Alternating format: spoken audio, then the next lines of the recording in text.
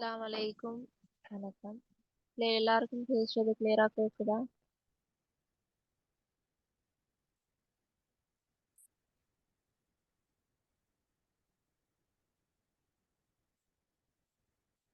பேசுறது கிளியரா கேக்குதா பிள்ளைங்க?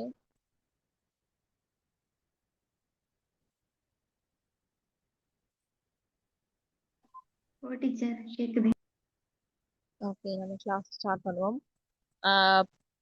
நான் நினைக்கிறேன் போன வெள்ளிக்கிழமை, சரியா? போன வெள்ளிக்கிழமை உங்களுக்கு நடந்த லாஸ்ட் அந்த ஃப்ரீ கிளாஸ்ல வந்து நாங்க இலக்கண கிளாஸ்ல மாகாண கல்வி திணைக்களம், கிழக்கு மாகாண கல்வி திணைக்களத்தின் எம்சிக்கு வினாக்கள் 1 தொடக்கம் 10 வரையான கேள்விகள் பார்த்தோம். அதோட மீதி கேள்விகளை என்ன செய்ய போறோம், இன்னைக்கு வந்து பார்த்து முடிக்க போறோம். இப்படி ஒவ்வொரு மாகாணத்துக்கும் வெளியிட்ட பேப்பர்களை முடிஞ்ச அளவுக்கு இந்த மாசத்துக்குள்ள நாம என்ன செய்வோம், பார்த்து முடிப்போம். ஆல்ரெடி அந்த இதுல முன்பகுதி, அதாவது 1 தொடக்கம் 10 வரையான கேள்விகள் பார்த்து கொள்ளாத மாணவர்கள் இருந்தா குரூப்ல வந்து நான் ரெக்கார்டிங் போட்டிருக்கிறேன், அதை வந்து பார்த்து கொள்ளுங்க. சரியா? ஓகே, நம்ம 11வது கேள்வியில இருந்து பார்க்க வேண்டும். சரியா? 10 கேள்விகள் ஃபுல்லா வந்து நம்ம பார்த்துட்டோம். இன்னைக்கு வந்து 11வது கேள்வியில இருந்து நாங்க பார்க்க வேண்டி இருக்கு. சரி, நம்ம பார்த்து கொண்டு போவோம். 11வது கேள்வியை பாருங்க. தற்காலத்தில் நல் என்னும் பண்படியாக பிறக்கும் குறிப்பு வினை பயனிலையாக அமைவது. சரியா? உங்களுக்கு கேட்டிருக்கிறான், நல் என்கின்ற பண்படியாக பிறக்கிற குறிப்பு வினை பயனிலையாக அமைகிறது எது என்று கேட்டிருக்கிறான். ஆன்சரை போடுங்க எல்லாரும்.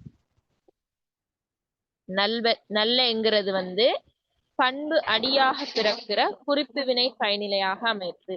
குறிப்பு வினை பத்தி கேட்கிறான்.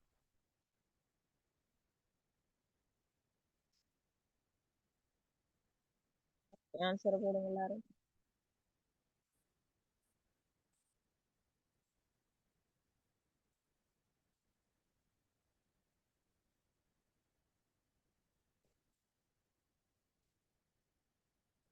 Okay, very good. உங்களுக்கு தெரியும் குறிப்பு வினை என்றால் என்ன? ஒரு ஆள் சொல்லுங்க பாப்போம். ஓகே, மைக் ஆன் பண்ணி விடுறேன். ஒரு ஆள் சொல்லணுமா? குறிப்பு வினை, வினையல்ல இருக்கி குறிப்பு வினைண்டா என்ன? காலம் காட்டாதது. காலம் காட்டாதா? குறிப்பால வந்து காலம் காட்டுற 3 வெரி காலத்தையும். Very good. குறிப்பால காலத்தை உணர்த்தும். சரியா? குறிப்பால் என்ன செய்யும்? காலத்தை உணர்த்தும். தெரிநிலை வினை குறிப்பு வினை என்று இருக்கு பிள்ளைகள். அதுல தெரிநிலை வினை என்று சொல்றது தெளிவாக நம்மளுக்கு தெரியும். தெளிவாக இந்த காலம் வந்து நம்மளுக்கு தெரியக்கூடியது, அதாவது நோமலா நம்மளோட வாக்கியத்துல பயன்படுத்தக்கூடிய பயனிலையாக வரும். நான் இன்று சாப்பிட்டேன், தூங்கினேன், சரியா? படிப்பேன், இருந்தேன், இருப்பேன் அப்படின்னு வாரது வந்து தெரிநிலை வினைமுற்று என்ற சப்தத்துல வரும். இந்த பிள்ளைகள் தெரிநிலை வினை என்று சொல்லுவோம், வெளிப்படையாக தெரியுது. அது இன்னொரு வகைதான் தெரிநிலை வினை குறிப்பு வினை. குறிப்பால் என்ன செய்யும்? நம்மளுக்கு காலத்தை உணர்த்தும். நல்லன், பெரியான், கரியான், அந்த மாதிரி ஊரான், குளையன், பொன்னன், அந்த மாதிரியான சொற்கள் குறிப்பு வினை என்று சொல்றோம். அது எப்படி குறிப்பால் நம்மளுக்கு காலத்தை காட்டுண்டா, நேற்று நல்லன், இன்று நல்லன், நாளை நல்லன். நேற்று கரியன், இன்று கரியன், நாளை கரியன் அப்படின்னு என்ன செய்யுது? நம்மளுக்கு குறிப்பால காலத்தை உணர்த்துது. இப்படி குறிப்பால காலத்தை உணர்த்துறது தான் இந்த குறிப்பு வினை. சரி, இது இந்த குறிப்பால காலம் உணர்த்துறதுன்னா இந்த குறிப்பு வினை. அப்ப இதுல ஹேர்லி என்னது? உங்களுக்கு குறிப்பு வினைத்தான் கேட்டிருக்கிறான். குறிப்பு வினையாக அமைகிறது என்னென்ன என்ன செஞ்சிருக்கிறான், கேட்டிருக்கிறான்.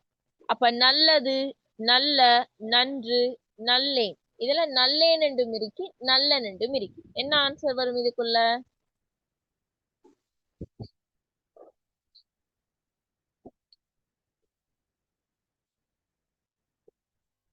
என்ன ஆன்சர்? ஆன்சர் போடாதவர்கள் போட்டுக்கொள்ளுங்க.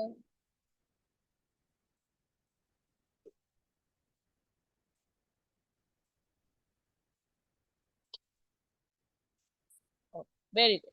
5வது ஆன்சர் நல்லன். இன்று நல்லன், நாளை நல்லன், என்ன நேற்று நல்லன் என்று குறிப்பால நம்மளுக்கு என்ன காலத்தை உணர்த்துறது. அப்ப இது ஒரு சிம்பிள் கேள்வி. சரியா? அப்ப 11வதுக்கு ஆன்சர் 5வது. சரியா? அப்ப இதோட நீங்க வினையல்ல தெரிநிலை வினை என்றாலும் என்னன்னு தெரிஞ்சு வச்சிருக்கணும். சரி, ஓகே. அடுத்தது 12வது கேள்வியை பாருங்க. பின்வருணவற்றுள் இறந்த காலம் காட்டுகின்ற வல்வினையாக அமைகிறது. இறந்த காலம் காட்டணும், அது ஒரு வல்வினையாக அமையக்கூடியதாக இருக்கணும். சரி, உங்களுக்கு தெரியும். ஆன்சர் எல்லாரும் போடுங்க, நான் விளங்கப்படுத்துறேன். உங்களுக்கு இடைநிலைகள்ல இருக்கு பிள்ளைகள் வல்வினை, மெல்வினை, இடைவினை என்று இருக்கு. சரியா, விளங்கப்படுத்துறேன். வல்வினை, மெல்வினை, இடைவினை. இது பொதுவாக பார்த்தீங்கன்றால் எதிர்கால இடைநிலைகள், எதிர்காலத்து காற்றத்துக்கு பயன்படுத்தப்படுகின்ற இடைநிலைகள் தொடர்புல வரும். எதிர்கால இடைநிலைகள் என்னென்ன அத ஃபர்ஸ்ட் சொல்லுங்க. உப்பண்ணாவும் உவண்ணா. இது ரெண்டும் தான் என்ன எதிர்கால இடைநிலை என்று சொல்றது. நல்லா நோட் பண்ணி வச்சுக்கோங்க. சரியா, இப்பண்ணாவும் உவண்ணாவும் தான் எதிர்கால இடைநிலைகள். இதுல வல்வினை எப்படி கண்டுபிடிக்கிறேன்டா பிள்ளைகள், எதிர்காலத்தை உணர்த்துற மாதிரி 2 இப்பண்ணா வந்திருந்தா, எதிர்காலத்தை உணர்த்துறதுக்கு 2 இப்பந்து இடைநிலைகள் வந்திருந்தால் அது வல்வினை. அது என்ன சொல்றது, வல்வினை. உதாரணமாக படிப்பான், இருப்பான், நடப்பான் என்று சொல்லும் போது அதுல 2 இப்பண்ணா பயன்படுத்தப்படும். 2 இப்பண்ணா, அதாவது இப்பென்ற இடைநிலை, எதிர்கால இடைநிலை 2 தடவை பயன்படுத்தியிருந்தால் இப்படி அதை சொல்றது வல்வினை. அது சொல்றது என்ன, வல்வினை என்று சொல்லுவோம். சரியா, வலிமையாக அதுல உச்சரிக்கப்படுது பாருங்க. படிப்பான், இருப்பான், நடப்பான், பார்ப்பான் என்று சொல்லும் போது அது வன்மையாக என்ன செய்யப்படுற, ஒலிக்கப்படுற. அப்ப இது என்ன, வல்வினை. அப்ப 2 இப்பந்தான், நல்லா ஞாபகம் வச்சுக்கொள்ளுங்க. வல்வினை ஸ்ட்ராங்கா இருக்கு, வலிமையா இருக்கு. ஸ்ட்ராங், வல்லண்ட வலிமை, வலிமையா இருக்கு. படிப்பான் 2 இப்பன்னா ஸ்ட்ராங்கா இருக்கு. அதே மாதிரி இடைவினை என்று சொல்றது பிள்ளைகள் ஒரு இப்பண்ணா வரும். இடைவினை என்று சொல்றது என்ன, ஒரு இப்பண்ணா, ஒரு வினை சொல்ற ஒரு இப்பண்ணா, ஒரு இறந்த கால இடைநிலை எதிர்கால இடைநிலை வரும். இப்ப உண்பேன், உதாரணத்துக்கு உண்பேன் என்று பாத்தீங்கன்னா அதை பிரிச்சு பாத்தீங்கன்னா தெரியும். உன் சக இப் சக ஏன், அதுதான் உண்பேன். அதுல ஒரே ஒரு இப்பண்ணா வந்திருக்கு. இப்படி ஒரே ஒரு இப்பண்ணா வந்திருந்தா, எதிர்கால இடைநிலை ஒரே ஒரு இப்பண்ணா வந்திருந்தா அதை சொல்றது இடைவினை. மிடில், நோமலா அது ஒழிப்போம், நோமலா சவுண்டும் நோமலா ஒழிப்போம். உண்பேன், கேட்பேன், தின்பேன், காண்பேன். சரியா, அந்த மாதிரி நாம நோமலா என்ன செய்வோம், நிற்பான், இருப்பேன் அப்படின்னு நோமலா என்ன செய்வோம், சொல்லுவோம். அப்ப இதை சொல்றது ஒரு இப்பண்ணா வந்தா இடைவினை என்று சொல்றது. அதே மாதிரி மெல்வினை, மெல்வினை எந்த சாப்டருக்குள்ள வரும் என்றால் இவ்வண்ணா, ஒரு சொல்லுல இவ்வண்ணாவாக வர. இப்போ ஒரு உங்களுக்கு தெரியும், இப்பண்ணா சொல்லிட்டேன். 2 இப்பண்ணா வந்தா வல்வினை என்றும் ஒரு இப்பண்ணா வந்தா இடைவினை என்றும் சொல்லிட்டேன். அது வினை சொல்லல இவ்வண்ணா வந்தா அதை சொல்றது நம்ம மெல்வினை. அது சொல்றது என்ன பிள்ளைகள், மெல்வினை. இப்ப வருவான் என்கிறதுல பாத்தீங்கன்னா நீங்க பிரிச்சு பாத்தீங்கன்னா தெரியும். வாசக இவ்சக ஆண், வருவான். சரியா, இதுல இவ் பயன்படுத்தி. அதே மாதிரி செய்வான், அதுல இவ் எதிர்கால இடைநிலை பயன்படுத்தப்பட்டது. அப்படி இவ்வென்ற இடைநிலை ஏற்கும் வினைகள் எல்லாம் என்ன சொல்றது, மெல்வினை என்று சொல்றது. அப்ப இவ்வ ஏற்கின்ற வினைகள் எல்லாத்தையும் என்னன்னு சொல்றது, மெல்வினை. 2 இப்ப ஏற்றா அது வல்வினை, ஒரு இப்பண்ணாவை ஏற்றா வினை என்றால் அது இடைவினை, ஒரு இவ்வண்ணாவை ஏற்றிக்கண்டா அது மெல்வினை. விளங்கிட்டா, இது கிளியரா? ஃபர்ஸ்ட் இந்த மூன்றும் எதிர்காலம், இது அவ்வளவு என்ன, எதிர்காலம். சரியா, எதிர்காலத்தை உணர்த்துற வினைகள். ஆனால் உங்ககிட்ட இப்ப கேள்வி கேட்டது என்ன தெரியுமா, பின்வருணவற்றுள் இறந்த காலம் காட்டுகின்ற வல்வினையாக அமைவது. இறந்த காலத்தை காட்டணும். அப்ப நீங்க இப்ப உங்களுக்கு இந்த கான்செப்ட் தெரியும். இப்ப வல்வினை எதிர்காலத்துக்கு படிச்சுட்டீங்க. இறந்த காலத்தை படிக்காமே இதுக்கு ஸ்கிப் பண்ணலாம், விடைய கண்டுபிடிக்கலாம். பாருங்க, படிப்பான் இது வருமா இல்லையா, வருமா வராது? படிப்பான் என்பது வருமா இல்லையா? வராது. ஏண்டா ரெண்டு இப்பன்னா எதிர்காலத்துல வந்திருக்கு. எதிர்காலத்துல வந்திருக்கு. வருமா அப்ப இது வருமா? வராது. அப்ப நீங்க இதை படிப்பான வெட்டிடணும். படிப்பான் என்ன செஞ்சிடணும்? வெட்டிடணும். நடக்கின்றால் படித்தான் உறங்கினான் உண்டான். இதுல நடக்கின்றான் என்னது? கின்று.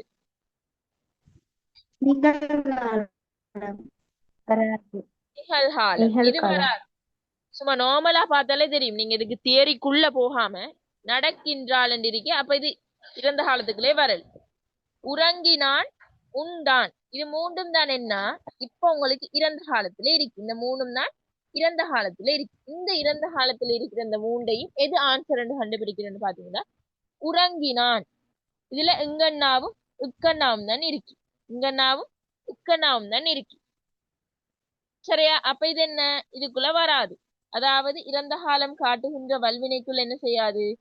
வராது. என்ற இன் தான் இருக்கு. உறங்கினான் இதுல இன் என்ற இடைநிலை பயன்படுத்தப்படி. சாரி, உறங்கினான். ஓ சரி. அதே மாதிரி உண்டான். உண்டான்ல எப்படி? உன்சக இட்சக ஆன். இதுலயும் என்ன பிள்ளைகள்? வல்வினையா இது? ஒரு தான் இருக்கு. சரியா? ஆனால் இங்க பாருங்க, படித்தான். என்ன? படித்தான். இங்க பாருங்க, படிசக இட்சக ஆன். எத்தனை இருக்கு? எத்தனை இருக்கு? ரெண்டு இத்தனா இருக்கு. அப்ப ரெண்டு என்பதை நாம என்ன சொல்றது என்றால் இறந்த கால இடைநிலை என்று சொல்றது. இறந்த கால இடைநிலையை காட்டுகின்ற வல்வினை என்று சொல்றது. ரெண்டு இத்தனா என்னன்னு சொல்லுவோம்? இறந்த காலத்தை காட்டுகின்ற இடைநிலை வல்வினைகள் தான் இந்த ரெண்டு.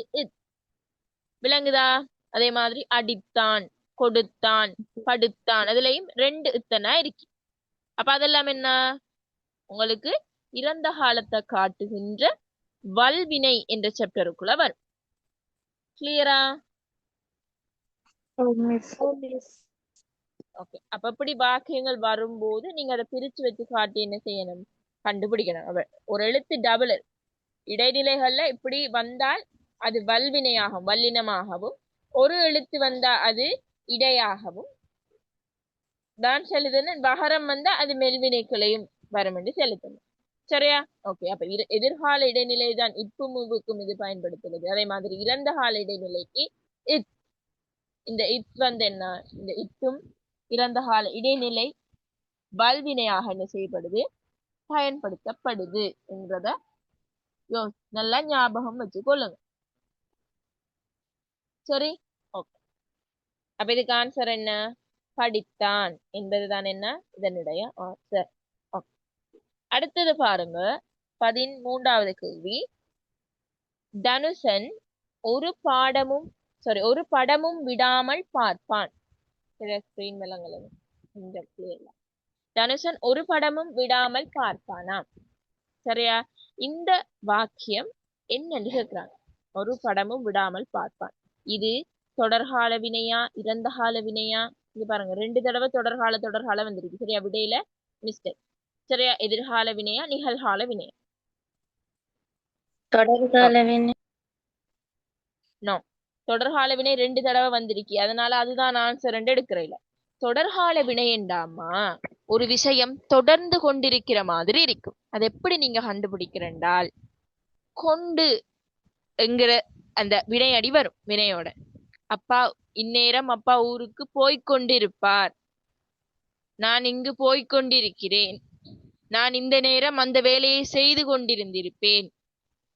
கொண்டிருந்தேன் அப்படின்னு அந்த கொண்டு என்ற அடி சேர்ந்திருக்கும். அது இப்பவும் நடந்துட்டு இருக்கிற மாதிரி கொண்டு போகும். அதுதான் தொடர்கால வினை. நான் இந்நேரம் வகுப்பில் இருந்து கொண்டிருப்பேன். நான் இந்நேரம் பஸ்ல ஏறி இருந்திருப்பேன். சரி, நான் இந்நேரம் போய்கொண்டிருப்பேன், சென்று கொண்டிருப்பேன், எழுதி கொண்டிருப்பேன், பார்த்து கொண்டிருப்பேன். அந்த கொண்டிருந்து வார அந்த வேர்ட்ஸ் அட்டாகி வந்தால் அது தொடர்கால வினையாக வரும். கேட்டுக்கொண்டிருப்பேன், எழுதி கொண்டிருப்பேன், பார்த்து கொண்டிருப்பேன், பேசிக் கொண்டிருப்பேன் அப்படி வந்தால்தான் அது தொடர்கால வினைக்குள்ள வரும். சரி, அப்படி வந்தாதானே என்ன, அது தொடர்கால வினைக்குள்ள வரும். சரி, அடுத்தது எதிர்கால வினை, நிகழ்கால வினை, இறந்த கால வினை. இது சிம்பிள். இறந்த கால வினைனா முடிஞ்சு. சரி, இறந்த கால வினை என்ன, முடிஞ்சிருக்கணும், அந்த வினை முடிவு பெற்றிருக்கணும். எதிர்கால வினை என்ன, தொடர்ந்து கொண்டுதான் இருக்கணும், எதிர்காலத்துல நடக்கிறமா இருக்கணும். சரி, நிகழ்கால வினைனா பிரசன்ட்ல நடக்கிறமா இருக்கணும். சரி, தனுசன் ஒரு படமும் விடாமல் பார்ப்பான். என்ன பார்ப்பான் என்பது என்ன, இறந்த காலமா நிகழ்காலம்? எதிர்காலம். அப்ப இது என்ன, எதிர்கால வினை. தொடர்காலம் இப்ப விளங்கித்தானே. தொடர்காலத்தை எப்படி கண்டுபிடிப்பீங்க நீ?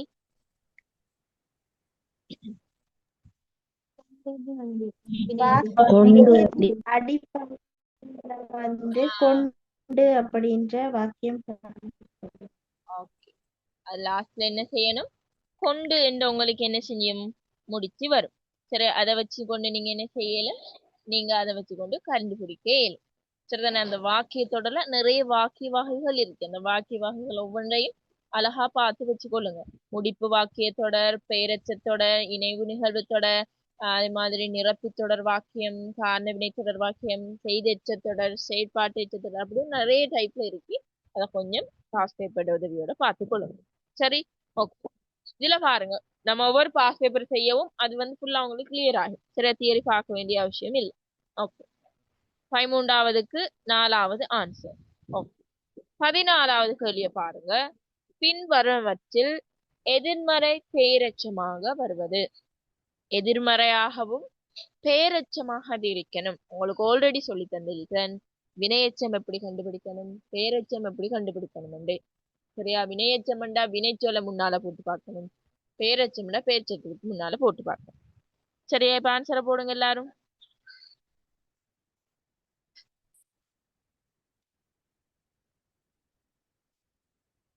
Okay, very good. எல்லாரும் நல்ல ஆன்சர் போடுங்க. பாருங்க, செல்லாது. செல்லாதுக்கு பக்கத்துல ஒரு பெயரை போடலுமா? செல்லாது மனிதன், செல்லாது சிறுவன், அப்படி போடலுமா? இல்ல. செல்லாது அங்கால ஒரு வினைச்சொல் போட்டா பொருத்தமா இருக்கு. செல்லாது நின்றான், செல்லாம அங்கேயே நிக்கிறான், ஒரு வினைச்சொல்ல போட்டா அது மெச்சாகணும். அது இது வந்து என்ன, பெயரச்சம் இல்ல. சரியா, பெயரச்சம் என்ன இல்ல. சரியா, அதே மாதிரி நிற்காது. நிற்காது போனான், இதுவும் என்ன, வினை எச்சம் தான். இது என்ன, பெயரெச்சம் இல்ல. போகாதது. போகாதது இது என்ன, பெயரெச்சமா? போகாதது அங்கால ஒரு வினைய போடுங்க பாப்போம். போகாதது என்ன ஒரு வினை, இது வந்து வினை எச்சத்துக்குள்ள வராது. போகாதது, செய்யாதது, நிற்காதது. சரியா, 1 தொடக்கம் 13 வரையான ஆன்சர்ஸ் வந்து ஆல்ரெடி ரெக்கார்டிங்ஸ்ல இருக்கு. சரியா, அப்ப செல்லாது, நிற்காது, போகாது, இதெல்லாம் வந்து வினைக்குள்ள வரும். பாருங்க, போகாது நின்றான், செல்லாது நின்றான், நிற்காது போனான் அப்படின்னு ஒரு வினைய போடுற மாதிரி இருக்கும்.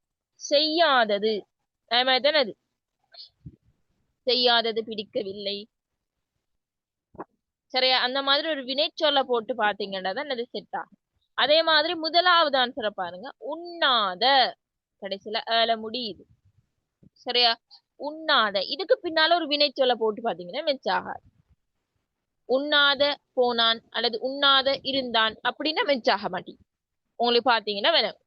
சரியா, உண்ணாத உணவு, உண்ணாத மனிதன், உண்ணாத பறவை அப்படின்னு ஏதாச்சும் ஒரு பேர் சொல்லோட தான் அது என்ன செய்யுது, மெச் ஆகிற மாதிரி இருக்கு. இதுக்கு தியரி தான் தெரிஞ்சிருக்கணும் என்று அவசியம் இல்ல. பெயரெச்சமண்டா பேருக்கு முன்னாடி வரும், வினையெச்சமண்டா வினைக்கு முன்னாடி வரும் அப்படின்னு அந்த பேசிக் நாலேஜ் இருந்தா சரி. அதோட எதிர்மறை என்றா என்ன, எதிர்மறையாக வாரது. உண்ணுமண்டா உண்ணாத அப்படின்னு வாரா அது எதிர்மறை. உண்ணாத பறவை, உண்ணாத உணவு, உண்ணாத மனிதன் அப்படின்னு எதிர்மறையாக வர. அப்ப இதுக்கு என்ன ஆன்சர்? ஒன்னாவது ஆன்சர். கிளியரா இது? ஓம் சிம்பிளா இல்லையா? இப்படி கண்டுபிடிக்கிறே சிம்பிளா இல்லையா?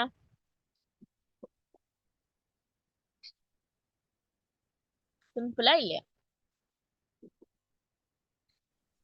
Simple miss. Simple Okay. Miss. சரி, அடுத்த கேள்விக்குள்ள போவோம் பாருங்க. 15வது கேள்வி. நிபந்தனை வினை எச்சம் இறந்த கால பொருள்ல அமைவது. நிபந்தனை வினையெச்சம் இறந்த கால பொருள்ல அமைவது எது? சரி, ஆன்சர் எல்லாரும் போடுங்க. நிபந்தனையாக இருக்கணும் அந்த வினையெச்சம், அதோட அது இறந்த கால பொருளையும் நம்மளுக்கு தர வேணும். சரி, ஓகே ஓகே, வெரி குட். எல்லாரும் ஆன்சர் போடுறோம். சரி, பாப்போம். ஒவ்வொரு வாக்கியமா நம்ம பார்க்கணும். இது மழை பெய்தால் நிலம் நனையும். மழை பெய்தால் நிலம் நனையும். மழை பெய்தால் இது நிபந்தனையா இருக்கு. ஓகே, நிபந்தனை வினையெச்சம்ல வருது. இறந்த கால பொருளையா வருது? சொல்லுங்க. எதிர்காலம். எதிர்கால எதிர்கால பொருள். ரெண்டாவது வாக்கியத்தை பாருங்க. நீ வந்தால், ஓகே, நிபந்தனையில இருக்கு வந்தால். நான் தருவேன், என்ன இறந்த காலத்திலே இருக்கு. நீ வந்தால் நான் தருவேன், எதிர்காலம். ரெண்டாவது வராது. நீ வராவிட்டால் நடக்காது. நீ வராவிட்டால் நிபந்தனை நடக்காது. என்னத்துல? இறந்த காலத்திலே இருக்கு. எதிர்காலம். நடக்காது, செய்யாது, போகாதுன்னு இறந்த காலம். சில நோமலா கண்டுபிடிக்கலாம். அதே மாதிரி 5வது பாருங்க. நீ ஓடி ஓடி உழைத்தால், ஓகே, நிபந்தனை நன்மை பெறுவாய். உழைத்தால் நன்மை பெறுவாய். என்ன? எதிர்காலத்துல. பிரசன்ட்லயா பாஸ்ட்லயா? இல்ல, ஃபியூச்சர்ல சொல்றாங்க. எதிர்காலத்துல தான் என்ன இந்த வாக்கியமும் வந்திருக்கி. அப்ப எல்லாரும் சொன்ன மாதிரி 4வது ஆன்சர் தானே என்ன செய்ய போகுது, இதுக்கு வரப்போகுது. பாருங்க 4வது ஆன்சரை. நீ நேற்று வந்திருந்தால் பணம் தந்திருப்பேன். நீ நேற்று இறந்த காலம், நேற்று வந்திருந்தால் பணம் தந்திருப்பேன். தந்திருப்பேன் என்கிறதுலையும் பிள்ளைகள் என்ன? நேற்று வந்திருந்தால், இதுல நேற்று வந்திருந்தால் என்று வந்து இறந்த காலத்தை என்ன செஞ்சிருக்கிறாங்க, மென்ஷன் பண்ணி இருக்கிறாங்க. நீ நேற்று வந்திருந்தால் உனக்கு பணம் தந்திருப்பேன். தருவேன் என்றா சொல்லியிருக்கிறாங்க இதுல? இல்ல, தந்திருப்பேன். நேற்று வந்திருந்தால் நான் அதை தந்திருப்பேன். அப்ப இது என்ன? இறந்த காலத்துல அந்த பொருள் என்ன செய்கின்றது, வருகின்றது. இதுவும் இதுக்கு தியரி தெரியணும். இதுக்கு ஒரு தியரி இருக்கு. இதுக்கு தியரி தெரியணும், மண்டையை போட்டு பிக்கணும் அப்படின்னா இந்த விஷயமும் இல்லை. இறந்த காலத்துல, இறந்த காலம் உங்களுக்கு தெரியும் அழகா. அதே மாதிரி நிபந்தனை எச்சம்ண்டா உங்களுக்கு என்னன்னு தெரியும் அழகா. நிபந்தனை ஒரு நிபந்தனையை முன்வைக்கிறது. வந்தால், தந்தால், போனால், சென்றால் வரும். ஆளுரு வேற்று வரும். அப்படி அது ரெண்டும் உங்களுக்கு தெரிஞ்சா அந்த வாக்கியத்தை வச்சுக்கொண்டு சிம்பிளா கண்டுபிடிக்கும். சரியா? இலக்கணம் மாதிரி ஏனைய பகுதிகளை இப்படி கண்டுபிடிக்க இயலாது. ஜென்ரல் நாலேஜ் வச்செல்லாம் கண்டுபிடிக்க இயலாது. அதுக்கு அந்த தியரி நாலேஜ் வந்து உங்களுக்கு இருக்கும். ஆனா இதுக்கு அப்படி இல்லை. நார்மலா நம்மளுக்கு இருக்கிற பேசிக் நாலேஜை வச்சுக்கொண்டும் படிக்க. சரி, ஆனா அது கஷ்டமான பகுதிகள் எல்லாம் நீங்க செய்திருவீங்க. ஆனா சிம்பிளா இருக்கிற இந்த இலக்கண பகுதி உங்களுக்கு கசக்குற மாதிரி இருக்கு. சரியா? அதுதான் நிஜம். சரி, ஓகே. அப்ப 15வது ஆன்சர் 4வது. 16வது கேள்வியை பாருங்க. வா என்கின்ற வினையடி முதல் வினையாக வருவது. ஆன்சரை போடுங்க. டக்குன்னு ஆன்சர் போடணுமா?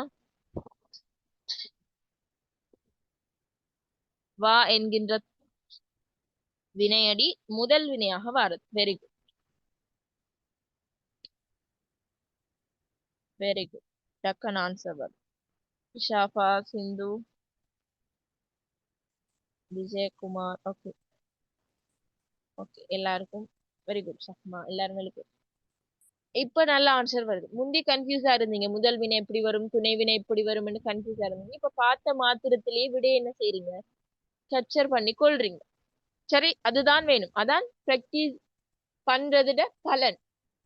சும்மா தியரிய வாயால படிக்கிறதுல பிராக்டிஸ் பண்ணி பண்ணி பண்ணி அதே பேப்பர் செய்ய செய்யத்தான் அந்த உங்களுக்கு அந்த பார்த்த மாத்திரத்துல விட கண்டுபிடிக்கிற நுட்பம் உங்களுக்கு வரும். சரியா?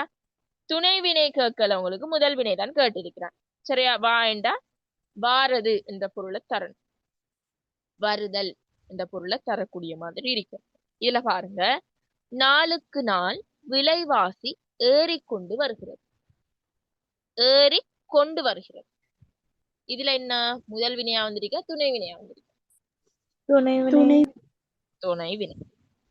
நான் தொடர்ந்து புத்தகம் வாசித்து வருகிறேன். இது என்ன வாரனானா? வார என்கிற வினையை குறிக்கிறா. வாசித்து வாரேன், ஏதோ ஒரு ஹேபிட். வாசித்து வாரேன், வழக்கமா நான் வாசித்து வாரேன் என்று சொல்ற ஒரு ஹேபிட்டை சொல்ற மாதிரி தான் இருக்கு. அப்ப இது முதல் வினையா துணை வினையா? என்ன வினை? துணை துணை. Okay. நான் படம் பார்த்து வந்தேன்.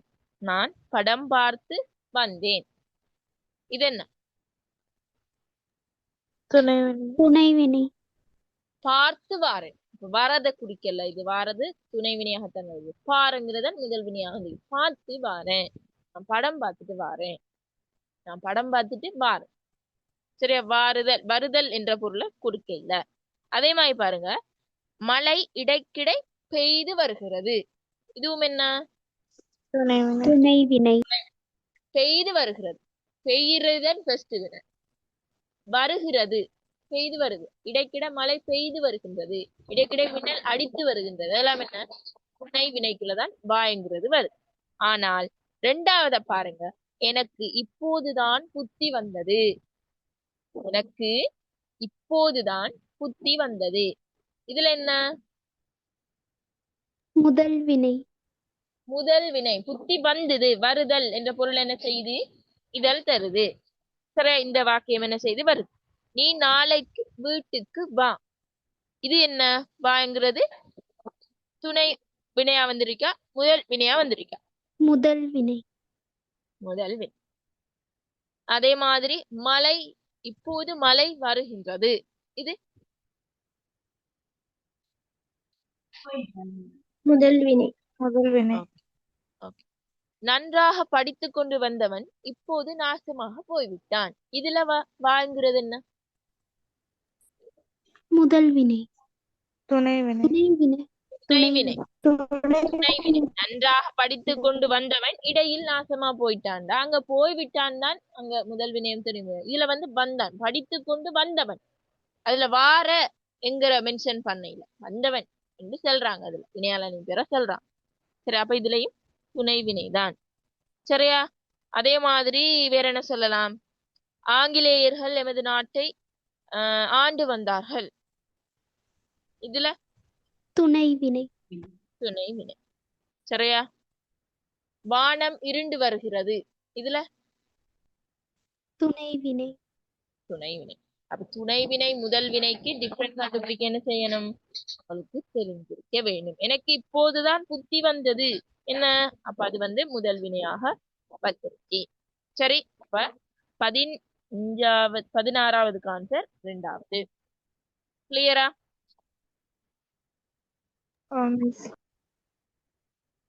அடுத்தத பாருங்க, 17வது இடைச்சொல்ல இருந்து வந்திருக்கு உங்களுக்கு. இப்பொழுது நகரத்தின் தெருவில் ஒரு நாய் கூட இல்லை. இதில் கூட என்பது உணர்த்துகின்ற பொருள். இப்பொழுது நகரத்துல ஒரு நாய் கூட இல்ல.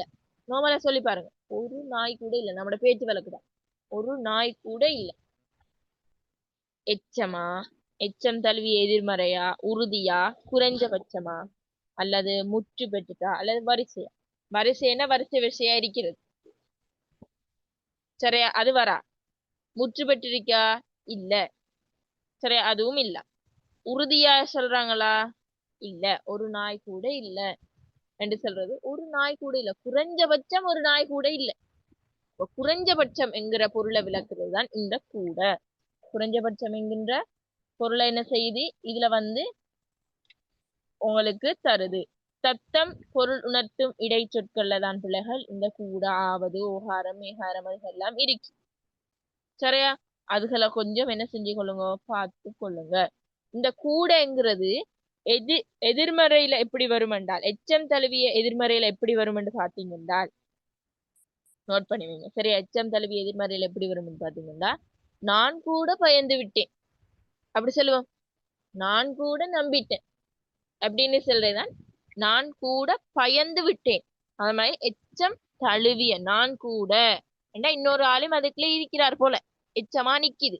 நான் கூட பயந்து விட்டேன், எச்சம் தழுவிய எதிர்மறை. சரியா?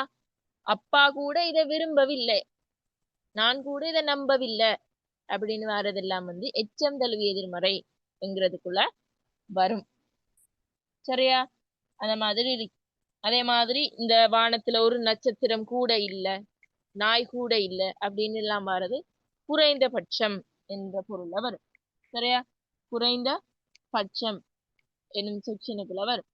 சரியா? அதே மாதிரி ஒவ்வொரு தான் என்கின்ற சொல், ஆவது, அதே மாதிரி ஓகாரம், ஏகாரம் அந்த மாதிரியான இடைச்சொற்களில் என்னென்ன பொருள்ல வருது என்று பார்த்து வச்சுக்கொள்ளும். சரியா? கிளியரா இந்த கேள்வி?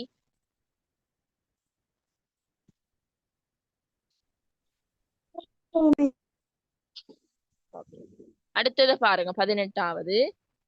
பின்வருணவற்றுள் முடிப்பு வாக்கிய தொடராக வருவது. ஆன்சரை போடுங்க.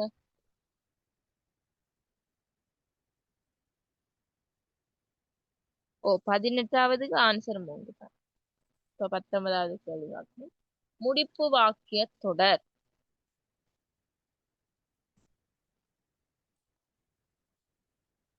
சாரி, முடிப்பு வாக்கிய தொடராக வராதது. பாருங்க, வராததை போல்ட் பண்ணிக்கிறாங்க, வராததுன்னு கேட்டிருக்காங்க. இப்படித்தான் என்னைய மாதிரி கண் ஸ்லிப் ஆன மாதிரி நீங்களும் கேள்வியை பார்த்துட்டு கண் ஸ்லிப் ஆகி போறோம். எல்லாரும் கொஞ்சம் பேப்பர் கிளியர் இல்லாததால விளங்கல. வராதது என்று கேட்டிருக்காங்க, போல்ட் ஆகிக்கிறத பாருங்க. அப்ப நீங்க பாத்தீங்கன்னா தெரியும், எல்லா ஃபார்மட்டும் ஒரே மாதிரி இருக்கும். வராததுன்னு கேட்டிக்கிறான், உங்களுக்கு முடிப்பு வாக்கிய தொடர்ந்தா என்னென்றே தெரியாது. அப்படியே வச்சுக்கொள்ளுங்களேன். உங்களுக்கு கேட்ட கேள்வி என்ன, வராதது கேட்டிக்கிறான். அப்போ உங்களுக்கு என்ன, 4 விட வரும், ஒரு விட தான் வராது. இப்ப 4 விட சேமா இருக்கிற விட ஒன்னா போட்டு டிஃப்ரெண்ட் ஆகிக்கிறது தான் வரப்போகுது. இதான் சிம்பிள். ஆன்சர் தெரியாட்டி, அந்த தியரி உங்களுக்கு தெரியாட்டி சிம்பிளா கண்டுபிடிக்கலாம். சரி, நீங்க பாருங்க. நான் குளித்து விட்டு வருகிறேன், வேலையை முடித்து விட்டு சாப்பிடுகிறேன், படித்து விட்டு தூங்குவாள், பரீட்சை எழுதிவிட்டு ஊருக்கு போவாள். இப்ப இந்த 4 விடையிலையும் ஒரே மாதிரி இருக்கா இல்லையா? சொல்லுங்க, ஒரே மாதிரி இருக்கா இல்லையா? இருக்கு மிஸ். ஓகே, இதுதான் முடிப்பு வாக்கியத்தோட என்ன தெரியுமா பிள்ளைகள்? வாக்கியங்கள்ல பாத்தீங்கன்னா செய்து என்ற எச்சத்தொடர்களோட விட்டு எனும் துணைவினை இணைஞ்சு வந்தா அதை சொல்றது முடிப்பு வாக்கிய தொடர்.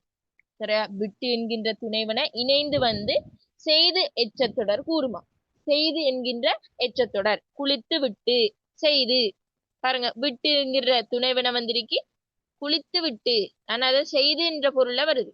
படித்து விட்டு, எழுதி விட்டு, சரியா, இருந்து விட்டு, பார்த்து விட்டு அப்படின்னு விட்டு என்கின்ற துணைவினையோட செய்து என்ற பொருளை உணர்த்தி வரைத்தான் இந்த முடிப்பு வாக்கிய தொடர்.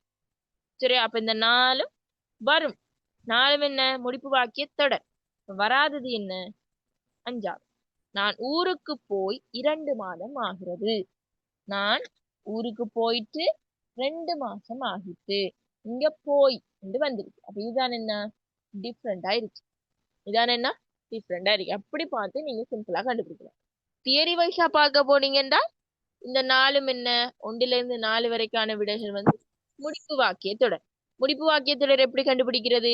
விட்டு என்கின்ற துணைவினையோட செய்து என்கின்ற அந்த வாய்ப்பாட்டோட அது வரும். குளித்து விட்டு வருகிறேன், செய்து விட்டு வருகிறேன், பார்த்து விட்டு வருகிறேன், எழுதி விட்டு வருகிறேன் அப்படின்னு வரும். அப்படி வந்து அது முடிப்பு வாக்கியத்தொடர். இதுலயும் பாருங்க பிள்ளைகள், இந்த வாக்கியம் பர்டிகுலரா 5வது வாக்கியத்தை பாருங்க.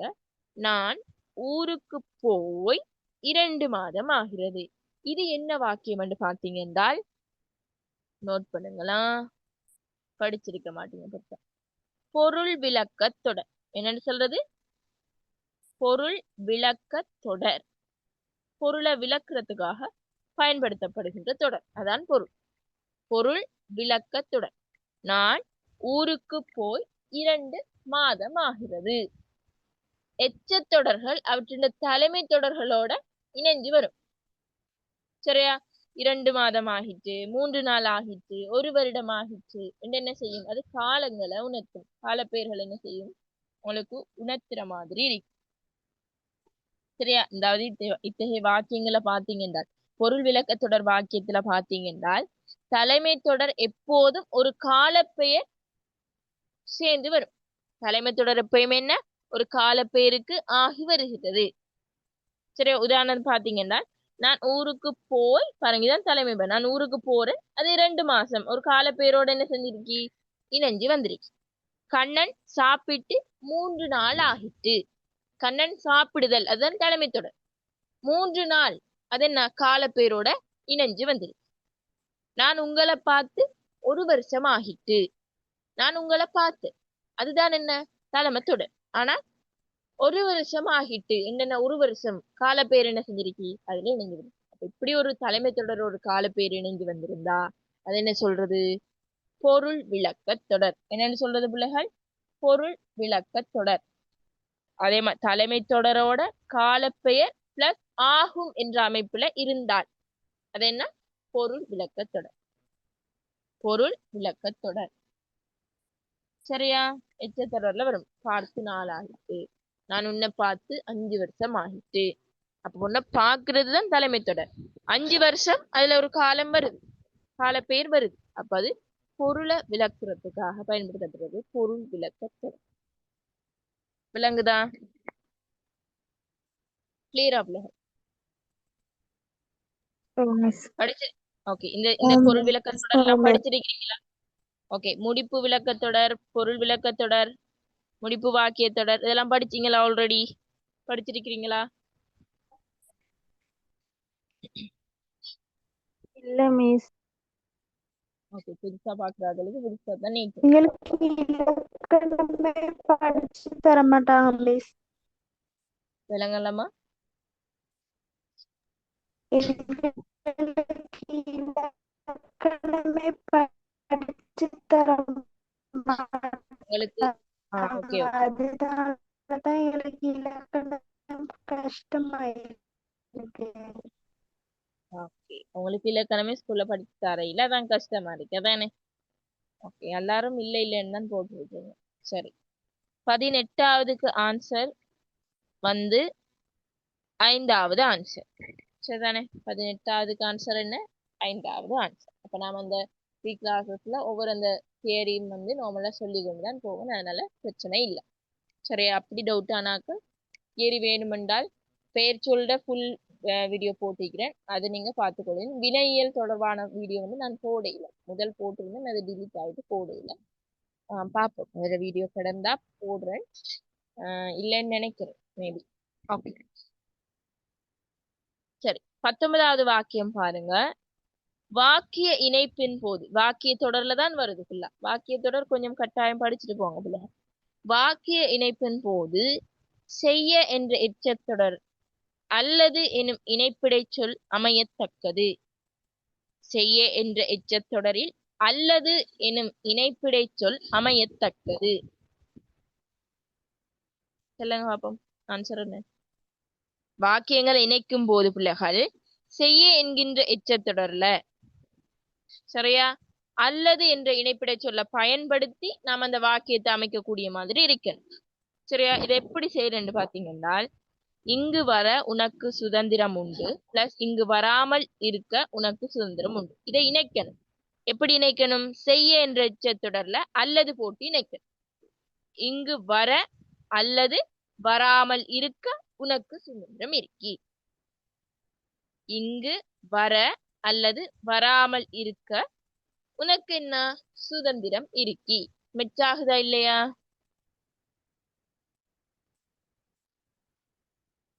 இங்கு வர அல்லது வராமல் இருக்க உனக்கு சுதந்திரம் இருக்கி. பொருந்துதா இல்லையா தான் கேள்வி. பொருந்தும் மிஸ். பொருந்தும் மிஸ்.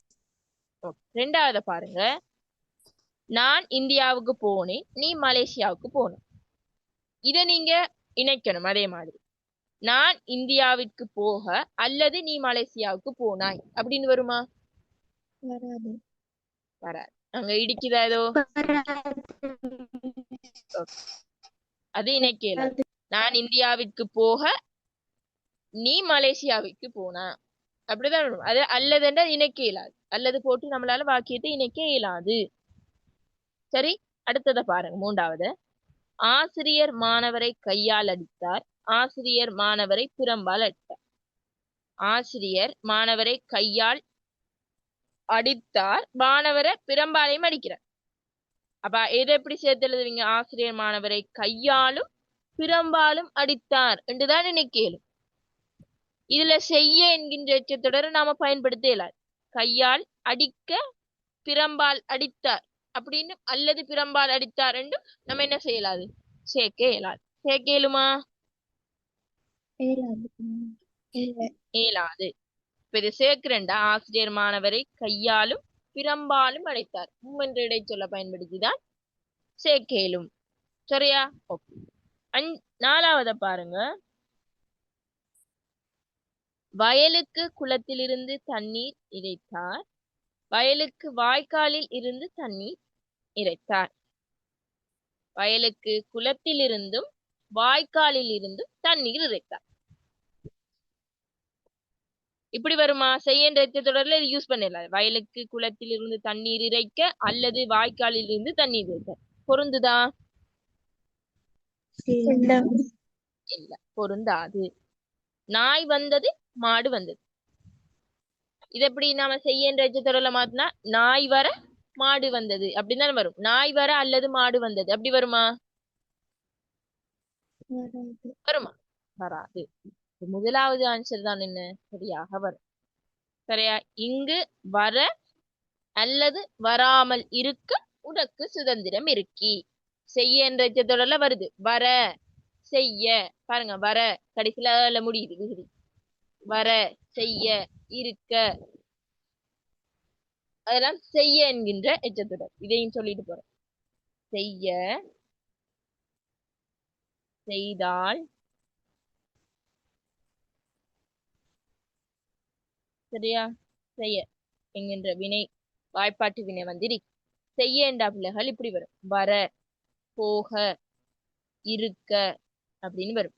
செய்தால் என்று பாத்தீங்கன்னா இருந்தால், வந்தால், போனால், சென்றால் அப்படின்னு வரும். சரியா? செய்ய என்றால் போய். சரியா? செய்யல போயிண்டா போய் என்று வரும்.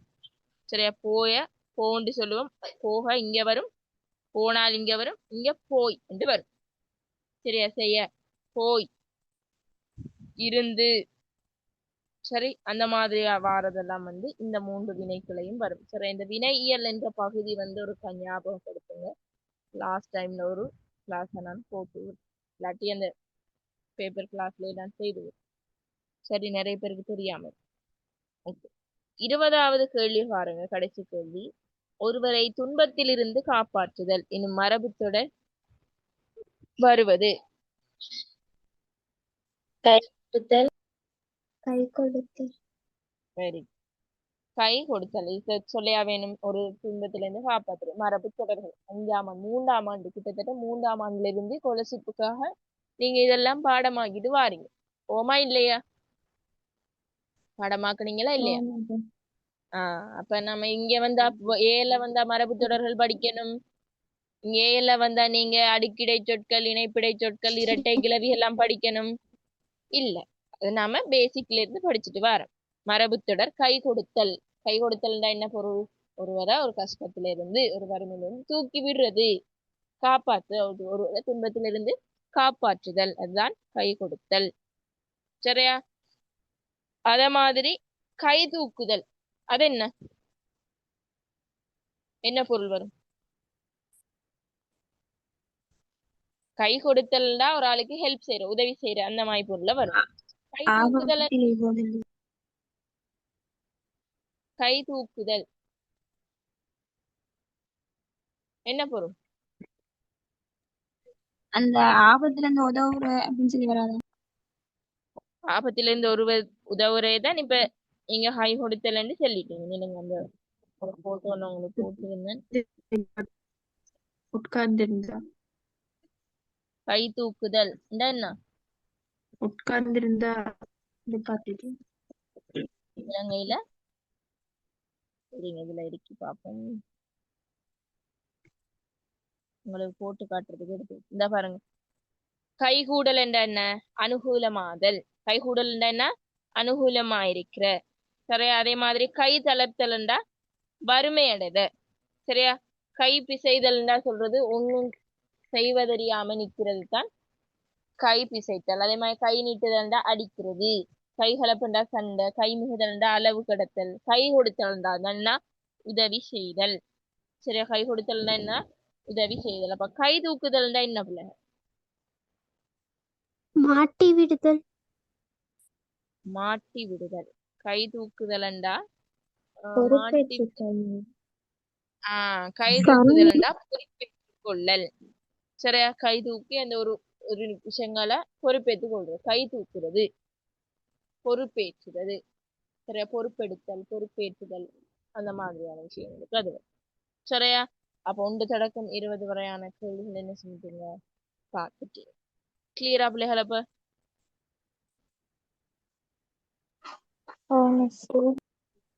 மிஸ். கிளியர்.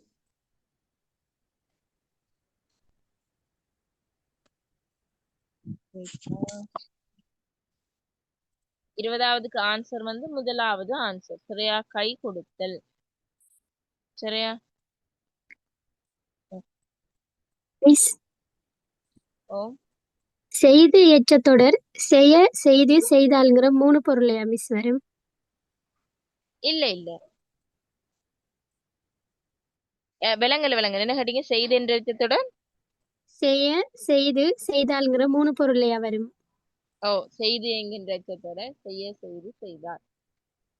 செய்ய செய்யங்கிறது வேற, அப்படி இல்லையா? விலங்கல்ல நீங்க கேட்கறது இந்த கேள்வியை வச்சு கொண்டு கேட்கறீங்களா இல்லாட்டி இல்ல, நான் தியரியை தான் கேட்கிறேன். தியரிய? செய்து எச்சத்தொடர் வேற, செய்ய என்கிற எச்சத்தொடர் வேற. சரியா? சரி மிஸ், அத கொஞ்சம் திரும்ப சொல்லலுமா?